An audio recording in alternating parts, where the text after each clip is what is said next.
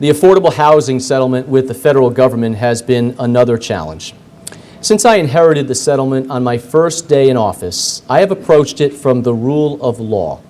The county would meet its obligations in full, but would not be bullied by the federal government, in its words, to go beyond the four corners of the settlement. And although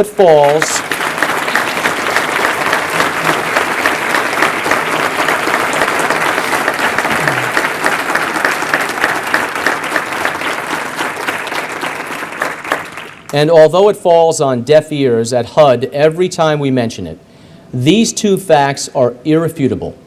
Westchester is ahead of schedule in meeting its obligations to have 750 units of affordable housing built in the settlement's 31 communities, and that progress would not be possible if local zoning in those communities did not allow it.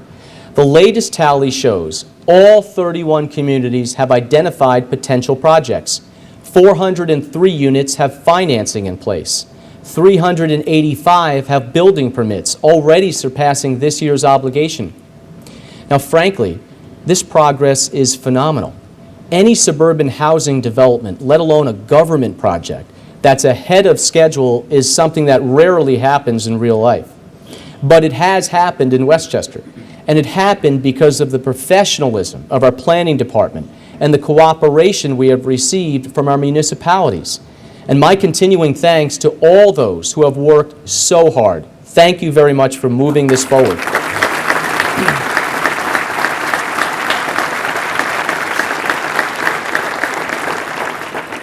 HUD has been another story.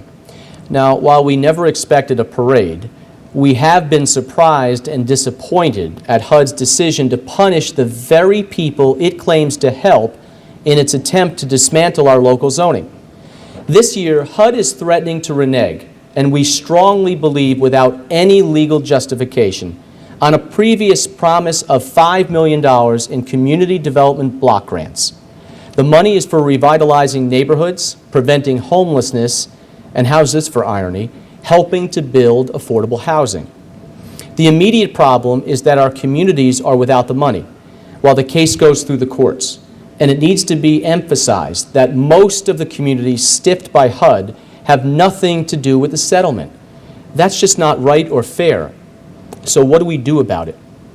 Some say we should do whatever it takes to get the funds restored. And yes, a lot of money is at stake. But everyone needs to understand exactly what HUD is demanding in return for the money.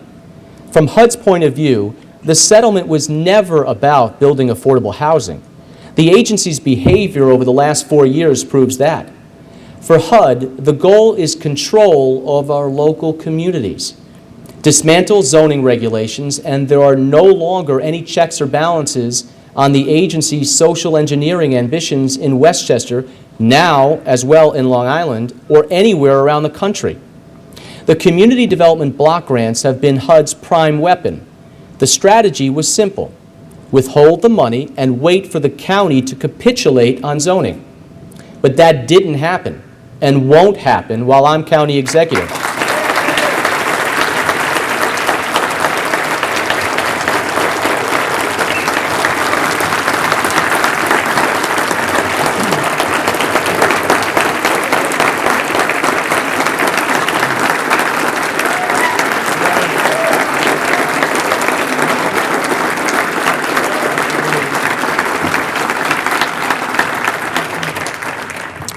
Westchester is not for sale, not for $5, $5 million, or $5 billion.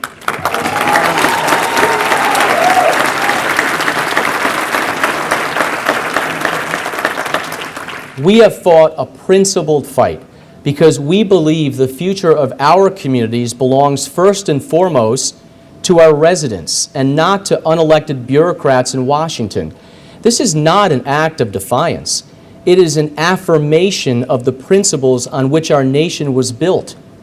The Founding Fathers wisely understood that the government closest to the people is usually the best government, not because local officials have a wisdom monopoly on wisdom. They don't, but neither does the federal government.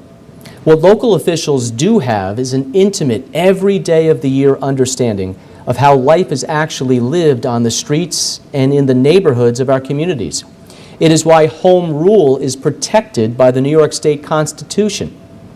So how do we move forward?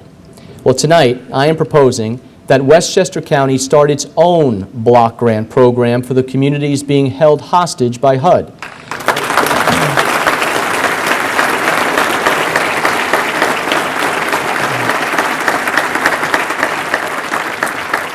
The program will replace the HUD funding with county money, financed through a bond issue.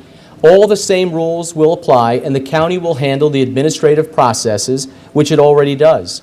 But instead of being held up by the whims of Washington, Westchester can move forward independently and do the right thing for our own communities. So this act of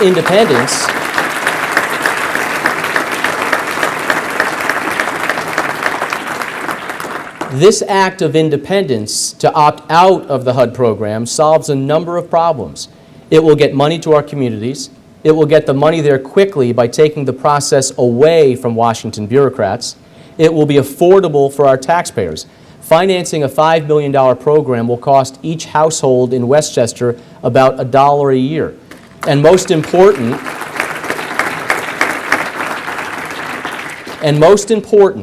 this initiative will remove the stranglehold that HUD has been using in its attempt to dismantle our local zoning.